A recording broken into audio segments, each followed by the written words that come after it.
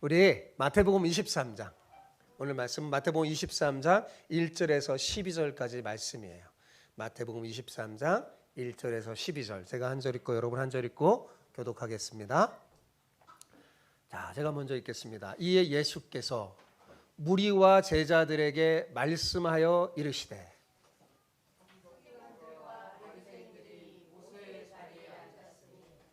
그러므로 무엇이든지 그들이 말하는 바는 행하고 지키되 그들이 하는 행위는 본받지 말라. 그들은 말만 하고 행하지 아니하며 또 무거운 짐을 묶어 사람의 어깨에 지르되 자기는 이것을 한 손가락으로 움직이려 하지 아니하며 그들의 모든 행위를 사람에게 보이고자 하나니 곧 그 경문띠를 넓게 하여 옷수를 길게 하고 시장에서 문안 받는 것과 사람에게 랍비라 칭함을 받는 것을 좋아하느니라. 그러나 너희는 랍비라 칭함을 받지 말라. 너희 선생은 하나요 너희는 다 형제니라. 땅에 있는 자를 아버지라 하지 말라. 너희 아버지는 한 분이시니 곧 하늘에 계신 이시니라. 또한 지도자라 칭함을 받지 말라. 너희의 지도자는 한 분이시니 곧 그리스도시니라. 너희 중에 큰 자는 너희를 섬기는 자가 되어야 하리라.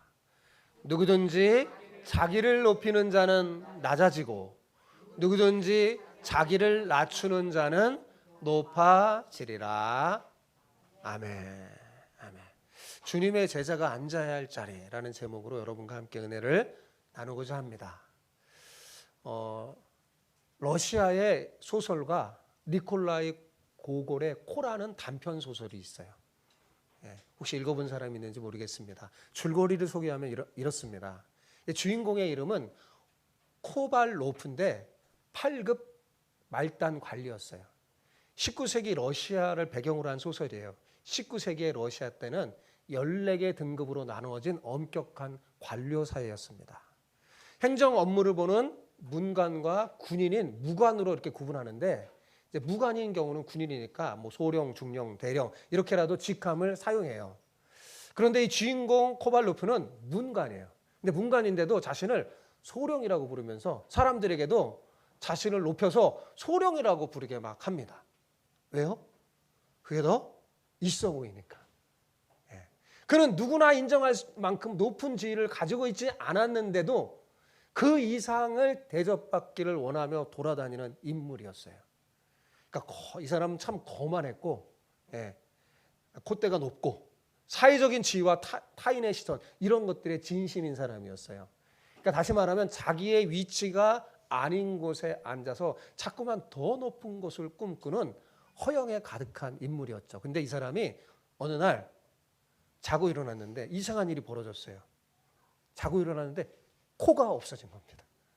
뭐가 없어졌대요? 코가 없어졌어요. 자고 일어났는데 코가 없어진 거예요. 거울을 딱 보는데 코가 없는 거예요. 얼마나 깜짝 놀랐겠어요.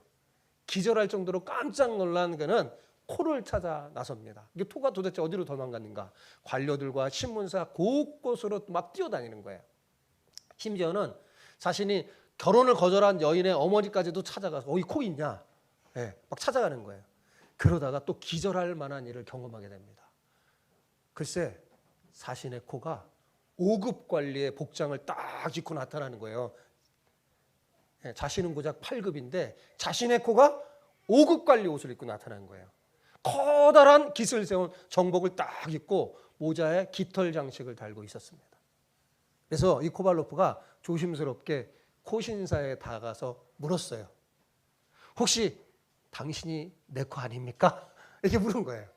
그랬더니 이 코신사가 버럭 화를 내면서 나는 나다 하면서 외면해 버렸어요. 그러니까 이거 어떻게 해요? 막 어쩔 줄 몰라 하며 이 코발로프가 잃어버린 코를 찾으려고 신문사도 가고 막 경찰, 서장도 찾아가 보지만 아무 소용이 없었어요. 그런데 그러던 어느 날 제가 막 간략하게 얘기해 주는 거예요. 코가 능청스럽게 다시 자기 얼굴로 찾아온 거예요. 아침에 일어났는데 붙었어요. 그러자 그는 예전처럼 다시 아주 오만해져서 거리를 막 휘젓고 다닙니다. 친구들의 말도 막 무시하고 거리에 예쁜 여자들이 있으면 추파를 던지면서 그렇게 막 살아가는 거예요. 예. 여러분, 이 작가는 왜 이 소설의 제목을 코라고 했을까요? 예. 거기는 작가의 의도가 담겨 있을 겁니다. 여러분, 코는 사람의 자존심이나 명예욕 등 그런 거 의미하잖아요. 그죠? 그래서 자존심 높은 사람을 우리가 좀 뭐라고 불러요? 예, 콧대가 세다, 막 이런 말 부르잖아요. 어만한 사람을 보면 우리는 어때요? 사람들은 자, 저 사람 코를 좀 납작하게 해주고 싶다. 그런 생각 들지 않나요? 그런 생각이 듭니다. 예, 원래 이 소설의 첫 제목은 코가 아니라 꿈이었다고 합니다. 꿈. 예. 그런데 이 소설의 작가 고골이 소설의 제목을 바꿨어요. 예, 코로. 예, 코로 딱 바꿨어요. 변경했어요. 근데 재밌는 게 뭐냐면 여러분, 코를 의미하는 러시아 제목이 노스인데 러시아로 노스를 코라고 그래요. 그런데 그 스페링을 탁 뒤집으면 뭐가 되냐면 꿈이 돼요. 손이라는 꿈이 됩니다. 그러니까 코를 뒤집으면 뭐가 되는 거예요? 꿈이 되는 거예요. 기가 막힌 해악이죠. 그러니까 이 소설은 어떤 소설이냐? 있지도 않으면서도 있어 보이고 싶어 하는 사람들의 허세와 꿈 이야기를 그린 거예요. 제가 왜 이 소설 얘기를 했냐면 오늘 본문에는 이 코발로프 같은 사람이 등장해요. 누굴까요? 바리새인과 서기관들. 이들은 사실 하늘의 진리도 잘 알지 못하고 깊이도 없음에도 불구하고 높이만 추구하는 속된 사람들이었습니다. 스스로 어른이라고 여기면서 높은 자리에 앉기를 좋아하면서 아름다운 품위와 희생은 없는 사람이었어요. 예수님은 사람들이 보지 못하는 이들의 내면의 실상을 알려주면서 이 서기관들과 바리새인들의 코를 납작하게 만들었어요. 이 소설에 의하면 코를 없애버린 거죠. 그러면서 제자인 우리에게는 그러나 너희는 성경에 보면 이렇게 나와요. 그러나 너희는 저들처럼 그렇게 살아서는 안 된다고 말씀해 주셨어요. 주님의 제자가 앉아야 할 자리는 높은 자리가 아니라 낮은 섬김의 자리입니다. 여러분, 혹시 자신도 모르게 이 높은 자리에 앉아 있다면 빨리 내려오는 게 좋을 겁니다. 빨리 내려와 낮은 섬김의 자리에 앉기를 바랍니다. 그러면 우리 주님께서 여러분을 가장 높은 하나님 나라의 주인공 자리에 앉게 해 주실 겁니다. 우리 옆 사람에게 오늘 이렇게 축복하며 인사합시다. 우리가 앉아야 할 자리는 높은 자리가 아니라 낮은 섬김의 자리입니다. 그렇게 한번 인사해보자. 시작. 우리가 앉아야 할 자리는 높은 자리가 아니라 낮은 섬김의 자리입니다. 아멘. 우리가 하늘 높은 줄 모르고 높게 살면 하나님 어느 날 여러분 코를 싹 이 소설처럼 가져갈지도 몰라요. 그러니까 높은 자리에 앉지 말고 빨리 내려와서 낮은 섬김의 자리에 앉는 여러분 되시기 바랍니다. 자, 1절 2절을 같이 읽어볼까요? 시작. 예수께서 무리와 제자들에게 말씀하여 이르시되 서기관들과 바리새인들이 모세의 자리에 앉았으니. 자, 서기관들과 바리새인들이 어디에 앉았다고요? 대답을 해요. 모세의 자리에 앉았다고 그랬어요. 모세의 자리에 앉는다는 건 뭐냐면 이스라엘을 이끌어 나가는 가장 높은 위치에 앉아 있다는 겁니다. 사실 실제로 이제 회당에 모세의 자리라는 것도 있어요. 딱 의자가 딱 있어요. 이제 거기에 앉아서 율법을 가르치고 막 하는 거예요. 그 의자 자체가 중요한 게 아니라 이들이 모세의 자리에 앉았다는 건 뭐냐면 이스라엘 백성들 이끄는 가장 높은 위치에 앉아 있다는 뜻이에요. 문제는 이들이 모세의 자리에 앉아 있다는 것 자체가 잘못된 게 아니라 그 자리에 앉을 만한 자격이 없는데 앉아 있다는 거예요. 마치 이 코발로프라는 사람이 소설에 자기 사실은 소령도 아닌데 자꾸 높여서 부르게 하고 대접을 받으려고 하고 자기보다 좀 낮은 사람 막 무시하고 하는 것처럼 이들이 그렇게 있는 거예요. 사실 높지도 않은데. 예수님께서 앞서 22장에서 여러분 말씀했지만 기억나시나요? 이들은 사실 그리스도가 누군지도 잘 몰라요. 그죠? 이들이 하나님 말씀을 가르친다고 하는데 사실 하나님의 말씀을 잘 몰라요. 그죠? 하늘의 진리를 잘 몰라요. 핵심을 모릅니다. 예수님이 이제 그리스도가 다윗의 자손이라고 알고 있고 그렇게 얘기할 뿐 그리스도가 하나님의 독생자임을 알지 못합니다. 못 알아보잖아요. 예. 성경에 그리스도가 다윗의 자손으로 온다는 말 가지고 이들은 어떻게 생각했냐면 그리스도가 오면 이스라엘은 독립되고 이스라엘 나라는 부강한 나라가 될 거다 하면서 부귀영화를 꿈꿨지만 그리스도께서 실상은 천국과 영생과 안식을 주시는 분이시라는 사실을 이들은 잘 몰랐어요. 그러면서도 모세의 자리에 앉아서 사람들에게 이것저것을 가르치고 주장했던 겁니다. 더 큰 문제는 뭐냐면 이들은 주제 파악을 잘 하지 못한다는 데 있습니다. 이들은 하늘의 진리를 잘 알지 못해서 사실 모세의 자리에 앉을 자격이 되지 않음에도 스스로는 잘 알고 있다고 생각하는 거예요. 예수님이 볼 때 이들은 몰라요, 하늘의 진리를. 잘 모르는데 자기 자신들은 잘 알고 있다고 생각하는 거예요. 이게 더 큰 문제죠. 주제 파악을 못 하잖아요. 주제 파악하는 사람은 그래도 자기가 실력이 없으면 없는 줄 아는데 모르는 거예요. 실력이 없는데 실력이 없는지도 모르는 거예요. 이들은 그리스도가 다윗의 자손이라고 말하면서 그리스도가 오면 이스라엘이 독립되고 부귀영화를 누릴 것이라고 생각하고 사람들에게도 막 그렇게 가르쳤어요. 자, 그러나 여러분, 그리스도가 왔을 때 하나님께서 이스라엘에게 독립을 주셨나요? 아니잖아요. 왜 독립을 안 주셨을까요? 하나님의 뜻이 이스라엘의 독립이 아니었기 때문에 그렇습니다. 하나님의 뜻을 모르는 거야, 이 사람들이. 이들은 하나님의 뜻을 분별할지도 모르고 무엇이 하나님의 뜻인지 찾아내는 방법도 모릅니다. 그러면서도 엉뚱한 것을 사람들에게 가르치면서 높은 지도자의 자리에 앉아 있는 거예요. 이것이 이들의 가장 큰 문제였습니다. 예수님은 이들이 모세의 자리에 앉아서 어떤 잘못을 했는지 조목조목 지적했어요. 사람들은 잘 알아보지 못하고 사람들은 잘 몰라서 이들을 따르면서 이들을 존경하고 높여줬거든요. 근데 예수님은 이들의 실상을 딱 보여주는 거예요. 이들의 모습을.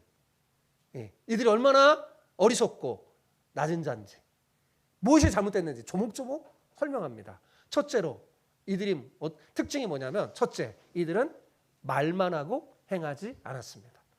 뭐 했다고요? 말만 하고 행하지 않았어요. 말과 행동이 다른 겁니다. 자, 3절 봅시다. 3절을 봅시다. 시작. 그러므로 무엇이든지 그들이 말하는 바는 행하고 지키되 그들이 하는 행위는 본받지 말라. 그들은 말만 하고 행하지 아니하며. 그렇죠? 서기관들과 바리새인들 뭐 한다고요? 말만 하고 행하지 않아요. 그러니까 이들은요, 말로는 하나님 사랑한다고 그래요. 그러나 그들이 정말로 사랑하는 건 뭐냐?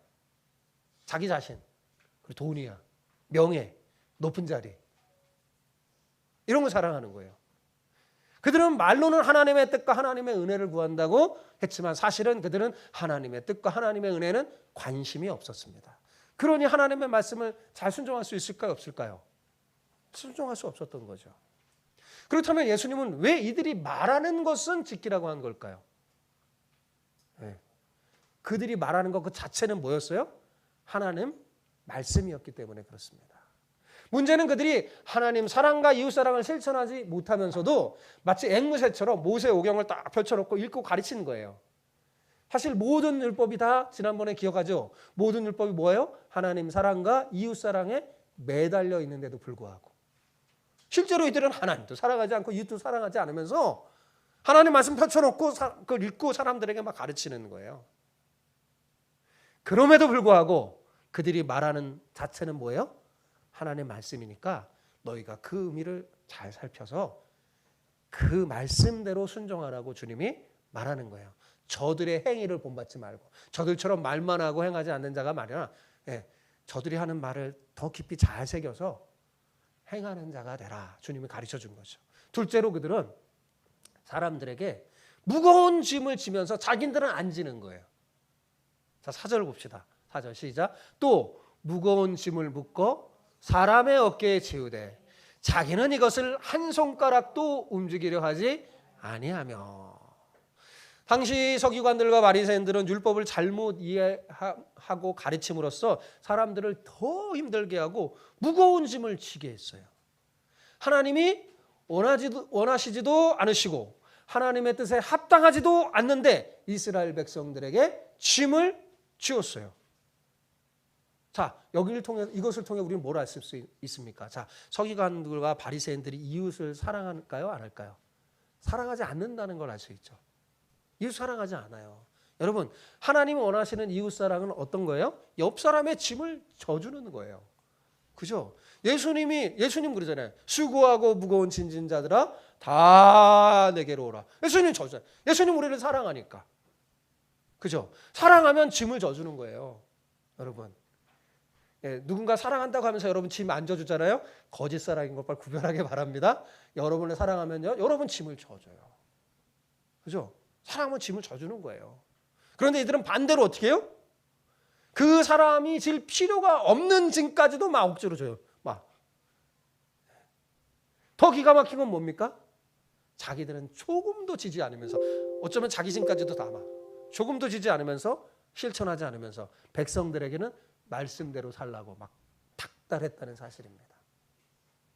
셋째로 그들은 사람들에게 인정받고 높은 자리에 앉고 존경받는 걸 좋아했어요.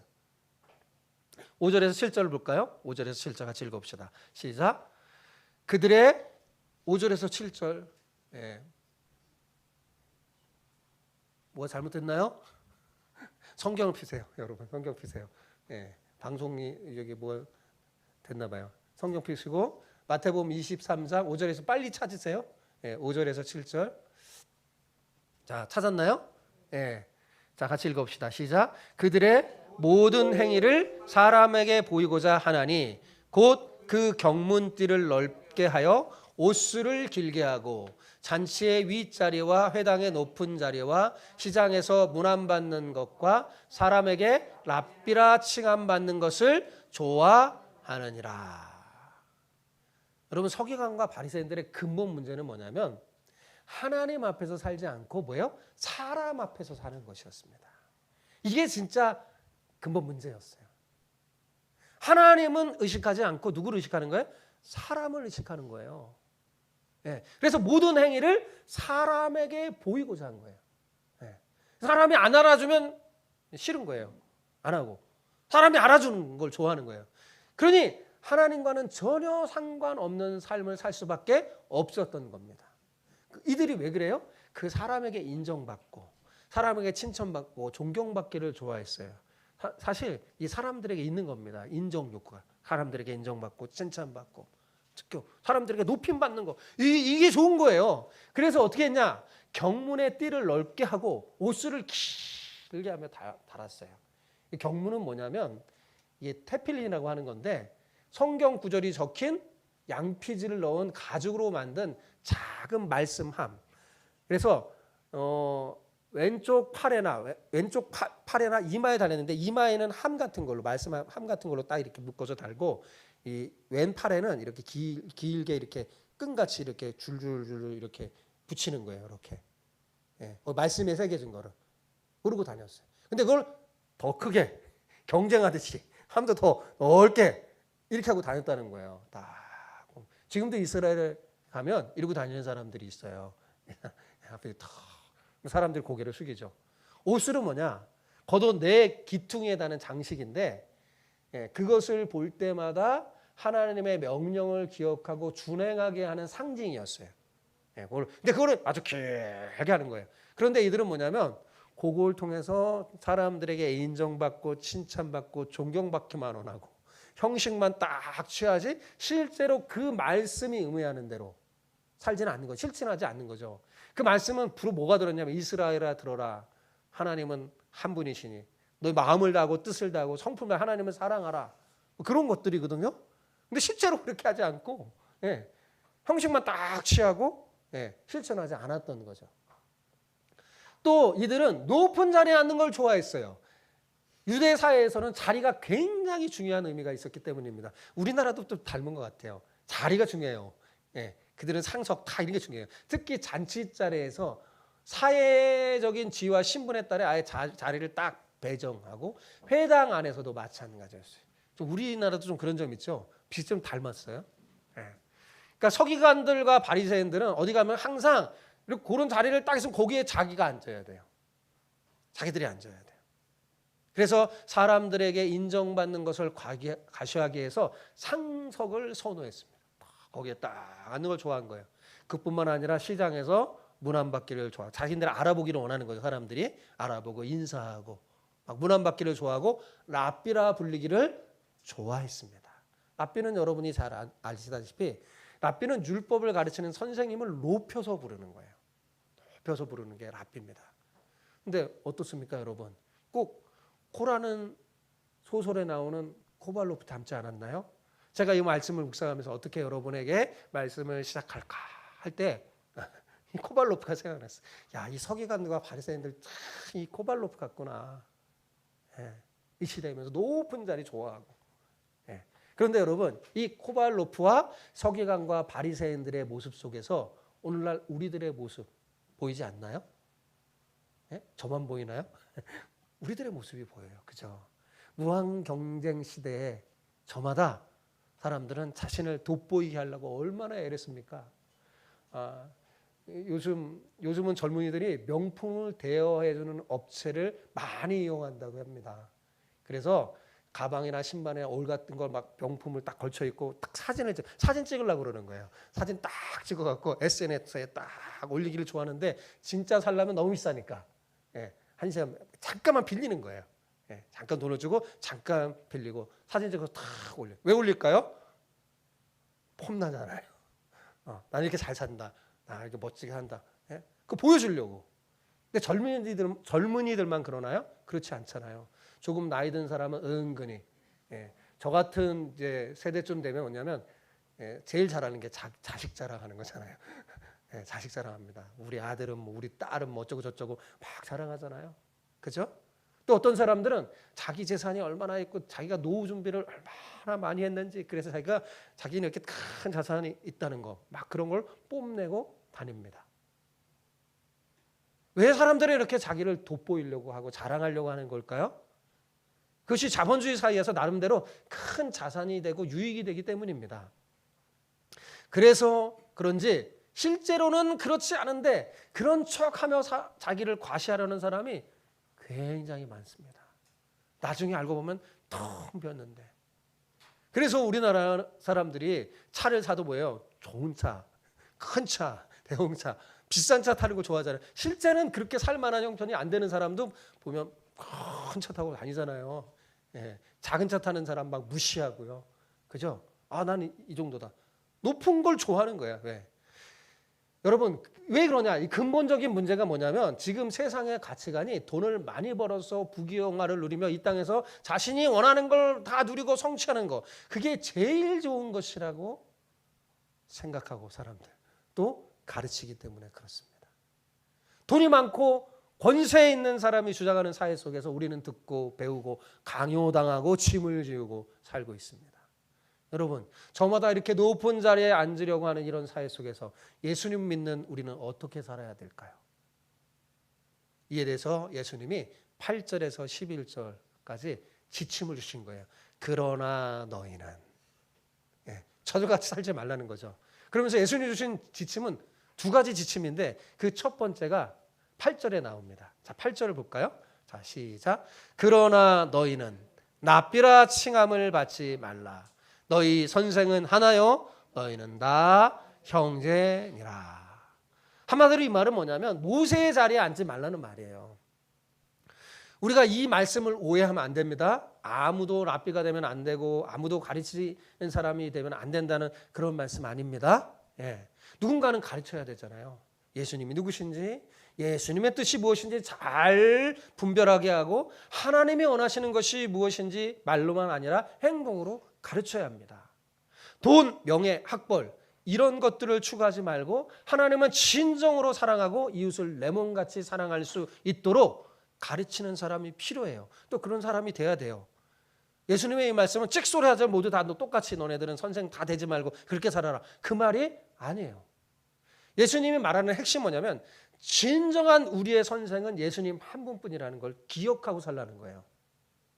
그러니까 이 땅에 또 어떻게 하다 보니까 선생의 위치에 자리에 앉을 수 있잖아요. 그죠? 선생 된 사람들은 꼭 기억하라는 거예요. 자신이 진정한 선생이 아니라 예수님이 진정한 선생님을 알고 예수님의 가르침과 은혜를 전하라는 거예요. 자기 생각, 자기 고집, 자기 바램, 자기 욕심, 자기가 태어나 성장했던 관심 이런 것들이 선생 노릇하지 말게 하라는 말씀입니다. 두 번째 지침은 9절에 나와요. 9절 볼까요? 자, 9절 읽어봅시다. 시작. 땅에 있는 자를 아버지라 하지 말라. 너희 아버지는 한 분이니 곧 하늘에 계신 이시니라. 이 말씀도 오해하면 안 됩니다. 사실 예수님의 지침은 제가 한마디로 요약하면 뭐냐, 모세의 자리에 앉지 말라는 거예요. 근데 이 말씀 여기 보면 이 말씀 때문에 이 말씀을 잘못 이해한 사람들로 인해서 기독교가 욕을 바가지로 얻어먹었습니다. 부모님의 말씀에 순종하고 국가에 충성해야 한다고 해야 되는데 하나님을 아버지라고 하고 막 하나님께만 충성하라고 하니 욕을 먹고 막 핍박을 받았던 겁니다. 그러나 이것은 오해죠. 여러분, 기독교만큼 제대로 된 효를 가르치는 종교가 어디 있습니까? 10계명 중에 인간과 관련된 첫 번째 계명이 뭐예요? 내 부모를 공경하라는 말씀이 있을 정도예요. 모든 계명 중에 첫 번째 계명을 부모를 공경하는 데 뒀어요. 그리고 이것은 약속 있는 첫 계명이라고 했어요. 하나님은 우리가 부모님의 말씀에 순종하고 효로 다할 것을 가르쳐 줬습니다. 자녀들아 부모에게 순종하라 그랬잖아요. 주 안에서 모든 일에 순종하라고 말할 정도였어요. 그렇다면 본문 9절은 무슨 말일까요? 그 아버지도 부족한 인간이잖아요. 그죠? 인간이기 때문에 잘못된 것을 가르칠 수 있을까요? 없을까요? 있잖아요. 그죠? 그러니까 육신의 아버지가 잘못된 것을 가르칠 때 따르지 말고 오직 하늘 아버지의 가르침을 따르라는 말씀이에요. 만일 육신의 아버지가 모세의 자리에 딱 앉아서 하나님의 뜻에 반대하는 것을 가르친다고 한다면 그것을 인정하지 말고 받아들이지 말라는 것입니다. 제가 어린 시절에는 부모님이 교회 가는 걸 막 반대하고 막 매를 때린 적도 있어요. 교회 가서요, 이 몸에 상처가 난 애들도 있어요. 만약에 부모가 하나님 믿지 말라, 교회를 가지 말라, 그럼 예수님 뭐예요? 그거 따르지 말라는 거예요. 하늘 아버지의 뜻을 따르라는 거죠. 다시 말하지만 나를 낳아주신 부모님을 부정하라고 그러는 것 아닙니다. 부모님이 계시기 때문에 우리가 태어난 거잖아요. 제가 학생들, 자녀들에게 잘 말하는 것 중에 하나가 뭐냐면 어떤 부모님은 되게 잘하고 좋은 부모님과 있고 별로 잘 못하는 부모님도 있어요. 그래도 제가 말하는 게 있어요. 내 부모가 너에게 생명을 준 것만으로도 감사해야 한다. 부모가 없으면 네가 없는 거니까. 그렇죠? 네. 부모님이 계시기 때문에 우리가 양육받고 성장했잖아요. 너무나 감사한 거죠. 그 은혜를 잊지 마시기 바랍니다. 그래서 부모님께 순종을 하고 마음을 다해 효도하는 게 그게 뭐예요? 그게 하나님 뜻이에요. 그죠?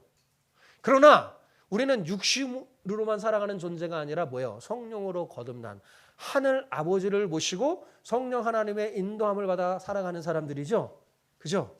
우리 그런 사람 대답을 없어요. 그렇잖아요. 그러므로 하나님의 뜻에 어긋나는 것을 육신의 아버지가 요구할 때 어떻게 해요? 따라갈 필요가 없는 겁니다. 아니, 따라가서는 안 되는 거예요. 그래서 그때 여기 아버지라 부르지 말라는 것은 바로 그런 걸 말하는 거예요. 왜? 아버지 부르면 아버지 따라야 되거든요. 그때는 아버지 역할을 못하는 그 하늘 아버지를 따르라는 말이에요. 예수님도 실제로 그렇게 하셨어요. 여러분, 예수님 기억나십니까? 제가 설교되는데 예수님이 복음을 전하실 때 그 예수님이 복음을 전하는 그것을 막으려고 예수님의 어머니와 형제들이 왔어요. 자기 아들이 잘못됐다. 사람들이 막 좀 지금 예수가 어디 가갖고 막 뭐 이상한 복음을 전하고 천국 복음 전하는데 이거 비친 게 아니냐, 말려야 된다. 그러니까 그 어머니하고 형제들이 자매들이 와서 막 예수님이 지금 막 복음을 전하고 이렇게 말씀을 가르치는데 저기서 누군가 왔다 그래서 온 거잖아요. 그죠? 이렇게 왔었을 때 예수님이 자신의 어머니와 가족들에게 뭐라고 말했습니까? 내 어머니가 아니다. 그죠? 내 형제 자매들이 아니다 그랬어요. 진짜 어머니가 아니다 그런 말이 아니에요. 그죠? 아니다 그랬어요. 예. 예수님 왜 이렇게 말했을까요? 이유가 간단해요. 그들은 하나님의 뜻을 알지 못하고 천국 복음을 아직 받아들이지 못한, 그때는 아직 예수님의 부모님과 자녀들이, 형제 자매들이 불신자였어요. 하나님 알지 못해 뜻을. 예수님의 육신의 어머니와 형제들은 아직 예수님이 누군지를 모릅니다. 그죠? 육신의 어머니와 육신의 형제 자매들이죠. 그래서 예수님은 하늘 아버지를 모시고 그분의 뜻대로, 그 말씀대로 행하는, 살아가는, 지금 예수님의 말씀 듣는 여러분이, 당신들이 내 어머니요 형제요 자매라고 말씀했어요. 그죠? 기억나시죠? 그래 말씀하신 거예요. 여러분들은 누구로부터 신앙 교육을 받았나요? 감사하게도 부모님으로부터 신앙 교육을 받은 사람도 있겠지만 아마 그렇지 못한 사람이 더 많을 겁니다. 지금 여러분, 우리 학생 자녀들, 여러분은 정말 복 있는 사람이에요. 부모님이 하나님을 믿고 부모님을 통해 신앙 교육을 받는 여러분은 진짜 복 있는 사람이에요. 그렇지 않은 사람도 많거든요. 저 역시 아버지에게서 신앙 교육을 받지 못했어요. 아버지는 저에게 어떻게 신앙생활하는지 가르쳐 줄 수가 없었습니다. 왜요? 믿지 않으셨으니까요. 하나님 알지 못했어요. 예전에 저희 아버님이 제 주먹을 믿으라고 그랬어요. 교회 다니면 제가 막 교회 가면. 그랬던 제가 어느 날 일반 대학을 포기하고 신학대학을 가고자 했을 때 어떻게 했을까요? 아버지와 형제 자매들은 다 반대했습니다. 왜 굳이 거기 가려고 그러냐. 막 저를 설득하고 막. 다만 믿음이 있으셨던 어머니만 귀담아 듣고 반대하지 않으셨어요.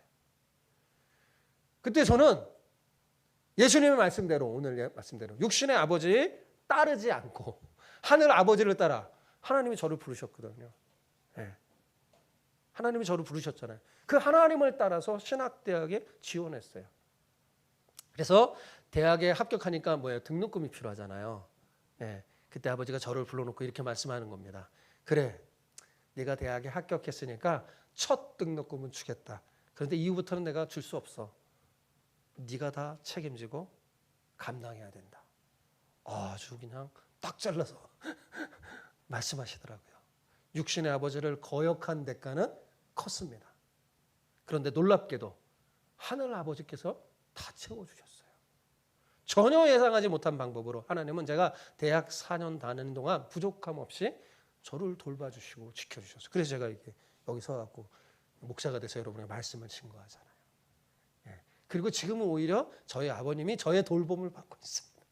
그리고 저를 통해 하나님을 알게 됐고, 저를 통해 믿게 됐고, 그걸 고마워하시죠. 어린 시절 삶의 중요한 결정을 할 때 저는 부모님의 말씀하시는 대로 따라갈 수가 없었어요. 왜냐하면 예수님의 뜻에 어긋나는 경우가 너무 많았기 때문입니다. 물론 부모님은 저를 사랑하셔서 제가 어렵고 힘든 길을 가는 걸 원치 않아서 그런 것인 줄 제가 잘 압니다. 그러나 저는 그런 부모님의 뜻을 따를 수가 없었어요. 왜요? 하늘 아버지의 뜻이 아니니까. 그것은 하나님이 원하는 것이 아니었기 때문입니다. 그래서 하늘 아버지를 따르는 거예요. 사실 우리 부모님 대부분은 어떻게 하면 조금 더 편안하고 조금 더 돈 많이 벌고 조금 더 좋은 대학과 직장에 가는 것을 기준으로 삼아서 우리에게 행동하라고 하고 뭔가 지침주고 막 이러잖아요. 그죠? 사실 사랑해서 그런 거예요. 나름 우리를. 그런데 예수님은 그걸 따르지 말라고 말하는 겁니다. 하나님이 무엇을 원하는지 기준 삼고 예수님께서 정말 주시려고 하는 것을 기준 삼으라고 말씀하는 거예요. 비록 부모님이라도 하나님의 뜻에 어긋나는 것을 요구할 때는 순종하지 말라고 하는 겁니다. 그것이 예수님의 가르침이에요. 이거 오해하면 안 돼요. 그 외에는 다 순종하라고 그랬어요. 모든 일에. 10절도 비슷한 똑같은 내용입니다. 자, 10절 볼까요? 10절 시작. 또한 지도자라 칭함을 받지 말라. 너희의 지도자는 한 분이시니 곧 그리스도시니라. 예수님은 똑같은 말씀을 세부적으로 반복한 거예요. 다 제가 그랬잖아요. 한마디로 무슨 말이에요? 모세의 자리에 앉지 말라 그런 거예요. 랍비, 아버지, 지도자라 칭함을 받지 말라고 하시는 거예요. 왜요? 예수님이 유일한 선생님이시며 아버지이시고 지도자이시기 때문입니다. 혹시 여러분도 자신도 모르게 모세의 자리에 앉았다면 빨리 내려와서 예수님만 선생님이 되시고 예수님만 아버지 되시고 예수님만 지도자 되는 삶을 살아야 할 것입니다. 그게 예수님이 우리에게 가르쳐준 지침이에요. 그러면서 11절, 12절은 지금까지 하신 예수님의 말씀의 결론입니다. 결론 부분이에요. 자, 11절, 12절 볼까요? 자, 읽어봅시다. 시작. 너희 중에 큰 자는 너희를 섬기는 자가 되어야 하리라.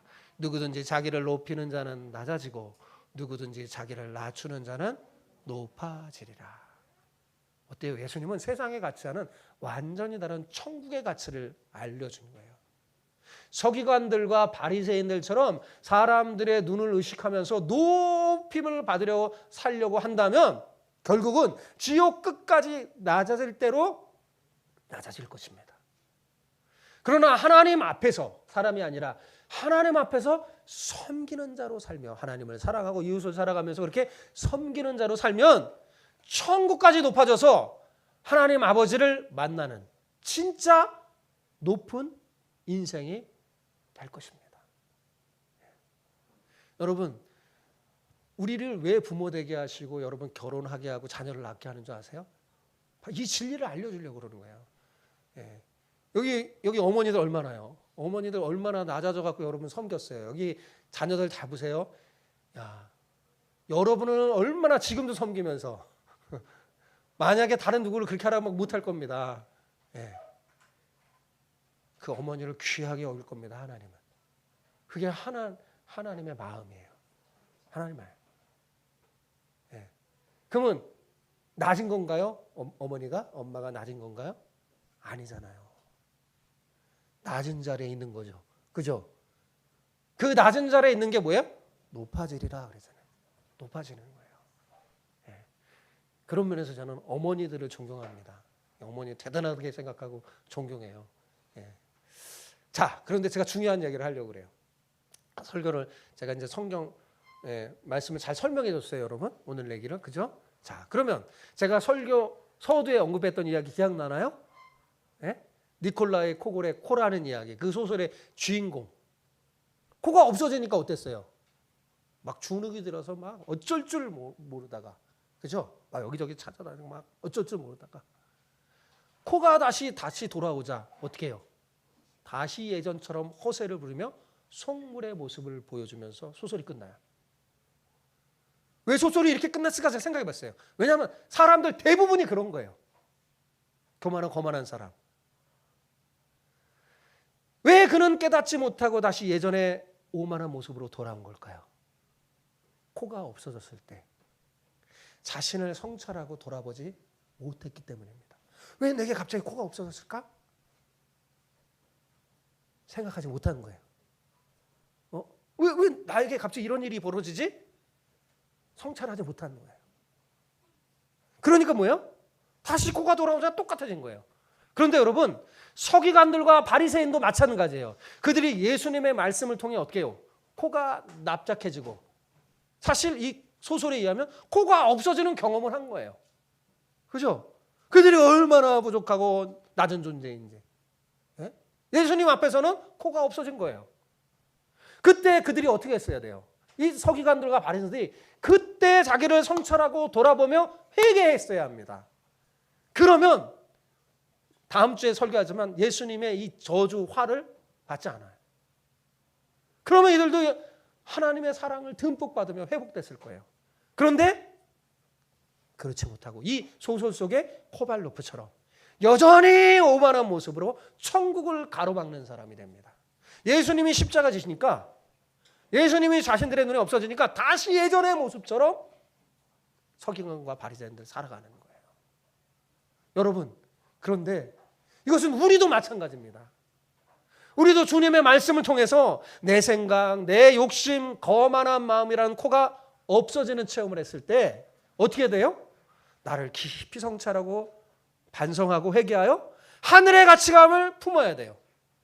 빨리. 그런데 그렇지 않으면 어떻게 될까요? 다시 예전처럼 돌아갈 겁니다. 그게 얼마나 비참하고 그게 얼마나 어리석고 그게 얼마나 무서운 건지 다음 주에 제가 설교해 드릴게요. 얼마나 무서운 건지 몰라요.